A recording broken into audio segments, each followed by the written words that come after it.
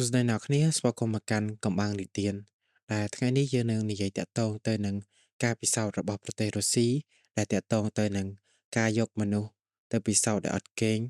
ក្នុងរយៈពេល30ថ្ងៃអញ្ចឹងរឿងរ៉ាវហ្នឹងកើតឡើងនៅក្នុងឆ្នាំ1947គឺនៅក្នុងសង្គ្រាមលោកលើកទី2ដែលនៅក្នុងអំឡុងការនោះគេបានបង្កើតនៅគម្រោងការនិងការពិសោធន៍ជាច្រើនចម្លែកហើយនឹងអាចកំបាំងហើយមួយនៅក្នុងចំណោមនោះគឺជា no sleep experiment ដែលយើងអាចបកប្រែជាខេមរៈភាសាថាការយកមនុស្សទៅពិសោធន៍ដែលអត់គេងហើយនៅក្នុងអំឡុងពេលនោះវាអត់មែនជាការគិតដ៏ឆ្កួតឆ្កួតរបស់អ្នកវិទ្យាសាស្ត្រទេប៉ុន្តែវាជាគំនិតដែលពួកគាត់ចង់ដឹងថាតើនៅពេលដែលមនុស្សអត់គេងរយៈពេលយូរអញ្ចឹងនឹងមានរឿងអ្វីកើតឡើងអញ្ចឹងពួកគេមាននៅឧស្ម័នពិសេសម្យ៉ាងដែលធ្វើឲ្យមនុស្សទាំងអស់គ្នាហ្នឹងគឺអត់គេងទេគឺអាចងើបឡើងធ្វើការធម្មតាទាំងអស់អញ្ចឹងផែនការរបស់ពួកគេហ្នឹងគឺយកមនុស្សចំនួន5នាក់ចូលទៅក្នុងបន្ទប់ពិសោធន៍ហើយបំពេញទៅដោយអាហ្គាសដែលហើយបំពេញទៅដោយហ្គាសដែលធ្វើឲ្យមនុស្សអត់គេងហ្នឹងអញ្ចឹងពួកគេចំណាយពេល30ថ្ងៃដើម្បីតាមដានទៅលើមនុស្សទាំង5នាក់ហ្នឹងហើយអ្នកវិទ្យាសាស្ត្រក៏បានប្រាប់ថាបើសិនជាគម្រោងការនឹងបានសម្រេចអ្នកទាំង5នាក់ហ្នឹងនឹងមានសេរីភាពក៏ដោយសារតែអ្នកទាំង5នាក់ដែលគេយកទៅពិសោធន៍ហ្នឹងគឺជាអ្នកទោសហើយនៅក្នុងចំណោម5នាក់ហ្នឹងគឺគេយកទៅដាក់នៅក្នុងបន្ទប់តែមួយទេហើយអត់មាននៅខ្យល់ធម្មជាតិសម្រាប់យើងដកដង្ហើមដូចយើងនៅខាងក្រៅទេគឺ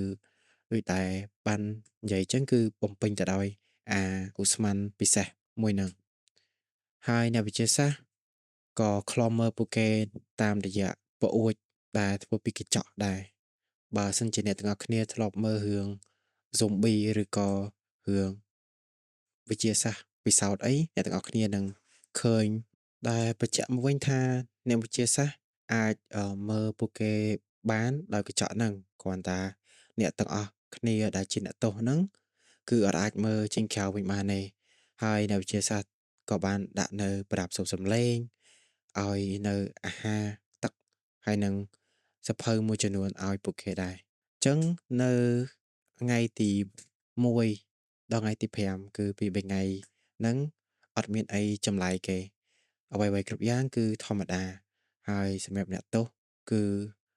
និយាយគ្នាធម្មតាអានសៀវភៅគ្រាន់តែមាននៅអាកប្បកិរិយារៀងធុញថប់បន្តិចប៉ុន្តែអត់មានអីចម្លែកកើតឡើងទេប៉ុន្តែចូលមកដល់ថ្ងៃទី5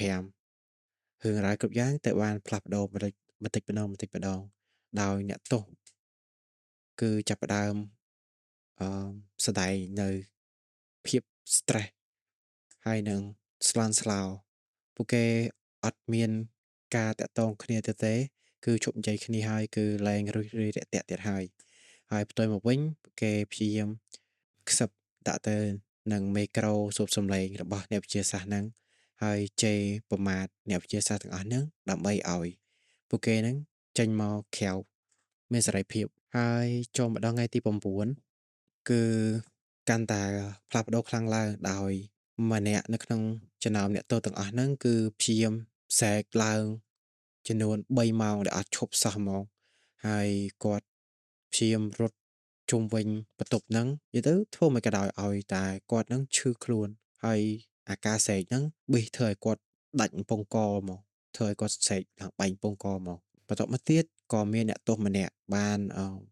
ចូលរួមក្នុងការសែកនឹងដែរគ្រាន់តែអត់សែកឮដូចជាអ្នកទី1ឯងចំណែកឯ3អ្នកទៀតវិញគឺគាត់អត់សែកទេតែផ្ទុយមកវិញគាត់បានហែកกระดาษសៀវភៅដែលពួកគាត់បានអានហ្នឹងរួចខ្ចប់លាមករបស់គាត់រួចហើយក៏គប់ទៅលើកញ្ចក់ដែលអ្នកវិទ្យាសាស្ត្រតាមដានពួកគាត់ហ្នឹងអញ្ចឹងទៅអ្នកវិទ្យាសាស្ត្រទាំងអស់ហ្នឹងលែងអាចមើលឃើញអ្នកទោសដែលនៅក្នុងហ្នឹងទៀតហើយបានស្ដាប់តាសំឡេងដែលអ្នកទោសហ្នឹងសែកឯងហើយវាកាន់តែសែកខ្លាំងឡើងពីមួយថ្ងៃទៅមួយថ្ងៃចូលមកដល់ថ្ងៃទី14ការសែកទាំងអស់ហ្នឹងគឺស្ងាត់អីទាំងអស់គឺស្ងាត់អញ្ចឹងទៅអ្នកវិទ្យាសាស្ត្រក៏អត់អាចមើលឃើញកំពុងថា កញ្ចក់ដែលត្រូវបានមើលធ្លុះទៅអ្នកទោសទាំងអស់ហ្នឹងគឺបានបាំងចិត្តដោយភាពកខ្វក់អស់ហើយអញ្ចឹងគាត់ឮតែសលេងចម្លែកចេញពីក្នុងបន្ទប់ហ្នឹងឯងអ្នកវិទ្យាសាស្ត្របានព្រួយបារម្ភពីអ្នកទោសទាំងអស់ហ្នឹងខ្លាចពួកគេស្លាប់ចឹងទៅប៉ុន្តែអ្នកវិទ្យាសាស្ត្រក៏បានឆែកទៅនឹងអាហ្គាសដែលដាក់ចូលទៅក្នុងបន្ទប់នឹងដែរហើយគេមើលឃើញថាវានៅតែដំណើរការអញ្ចឹងមានន័យថាអ្នកទោសទាំងអស់ហ្នឹងគឺនៅតែងើបឡើងបាននៅតែរស់ធម្មតាទេហើយសម្រាប់ចូលមកដល់ថ្ងៃទី15វិញអ្នកវិទ្យាសាស្ត្រកាន់តែភ័យមែនតើហើយក៏សម្រេចចិត្តថាអូខេយើងចូលទៅក្នុងនឹងហ្មងដើម្បីមើលអ្នកទោសទាំងអស់ហ្នឹងអញ្ចឹងពួកគេក៏បានប្រកាសទៅអ្នកទោសតាមរយៈ speaker ហ្នឹងថាអ្នកទាំងអស់គ្នានៅក្នុងការពិសោធន៍ហ្នឹងត្រូវបានទទួលសេរីភាពហើយពួកយើងដែលជាអ្នកវិទ្យាសាស្ត្រហ្នឹងនឹងចូលទៅ check មើលអ្នកទោសទាំងអស់ហ្នឹងប៉ុន្តែវាបានប្រែទៅជាភាពស្ងប់ស្ងាត់និងសំឡេងដ៏គួរឲ្យភ័យខ្លាចក៏ព្រោះថាសំឡេងបានចេញពីបន្ទប់ហ្នឹងគឺតបមកវិញថាយើងលែងចង់ចេញទៅក្រៅដើម្បីទទួលបានសេរីភាពទៀតហើយដូច្នេះអ្នកវិទ្យាសាស្ត្រក៏សម្រុកចូលទៅក្នុងបន្ទប់ហ្នឹងមកប៉ុន្តែវាคล้ายទៅជាសុបិនអាក្រក់របស់អ្នកវិទ្យាសាស្ត្រដោយមួយនៅក្នុងចំណោមអ្នកទោសទាំងអស់ហ្នឹងគឺស្លាប់ហើយចំណែកឲ្យគ្រឿងក្នុងរបស់គាត់ត្រូវបានចេញមកក្រៅទាំងអស់ហើយគឺគឺគឺជុំវិញគាត់ហ្នឹងសុទ្ធតែគ្រឿងក្នុងរបស់អឺអ្នកទោសម្នាក់ហ្នឹងហ្មងចំណែកឯ4នាក់ទៀតគឺនៅរស់គ្រាន់តែពួកគេហ្នឹងបានព្យាយាមធ្វើបាបខ្លួនឯងមែនតើគឺមានការប៉ះពាល់ទៅនឹងសាច់ដុំជាមួយនឹងស្បែកពួកគេជាខ្លាំងហើយម្នាក់នៅក្នុងចំណោមពួកគេហ្នឹងគឺបានស៊ីនៅផ្នែក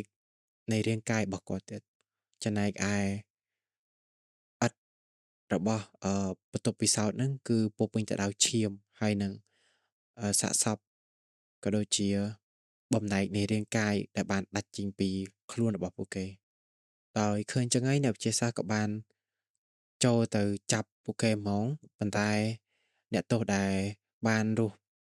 នៅក្នុងការពិសោធន៍អស់រយៈពេល5ថ្ងៃហ្នឹងគឺបានឲ្យដឹងថាពួកគេកាន់តែខ្លាំងជាងមុនខ្លាំងជាងនៅពេលដែលពួកគេអត់ទាន់បានទទួលការពិសោធន៍ហ្នឹងយកមែនតើហ្មងហើយទាហានដែលព្យាយាមទៅចាប់ពួកគេហ្នឹងគឺពួកគេបានវាយតបតជាមួយនឹងទាហានដោយកម្លាំងខ្លាំងជាងទាហានហ្នឹង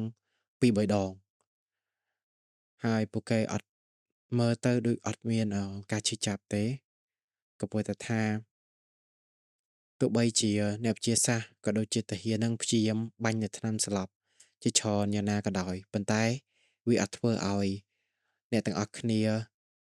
ដែលជាអ្នកទោសហ្នឹងគឺទទួលរងនៅឥទ្ធិពលនៃថ្នាំងងុយដេកហ្នឹងឯង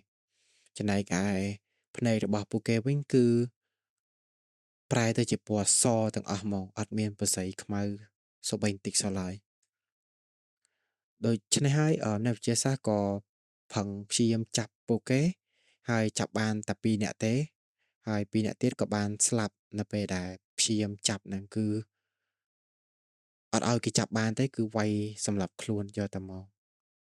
ចំណែកឯ2នាក់ដែលគេបានចាប់បានហ្នឹងគឺបញ្ជូនទៅមន្ទីរពេទ្យហើយអ្នកវិទ្យាសាស្ត្រក៏បានសួរថាហេតុអីបានជាពួកគេហ្នឹងព្យាយាមធ្វើបាបខ្លួនឯងតែមួយនៅក្នុងចំណោមពួកគេក៏បាននិយាយថាមកពីហេតុផលនោះគឺមកពីយើងមិនបានដេកដូច្នេះហើយនៅពេលដែលដល់មន្ទីរពេទ្យហ្នឹងគឺនៅសល់តែអ្នកទោសម្នាក់ចុងក្រោយហ្នឹងទេដូច្នេះអ្នកវិទ្យាសាស្ត្រដែលបង្កើតនៅគម្រោងពិសោធន៍ហ្នឹងក៏បានសួរទៅកាន់អ្នកទោសនឹងម្ដងទៀតថាហេតុអីបានជាពួកគាត់ធ្វើអញ្ចឹងប៉ុន្តែអ្នកទោសហ្នឹងក៏បានអញ្ញឹមទាំងទឹកមុខគួរឲ្យខ្លាចហើយក៏ខ្សឹបប្រាប់ថាមកពីអ្នកវិទ្យាសាស្ត្រទាំងអស់ហ្នឹងគឺបង្កើតគាត់ទេហើយគាត់នឹងធ្វើឲ្យអ្នកទាំងអស់គ្នាខ្លាចនាពេលយប់អញ្ចឹង គ្រាន់តែលើហើយអ្នកវិទ្យាសាស្ត្រមានការផិតភ័យជាខ្លាំងក៏បានដកកាភ្លើង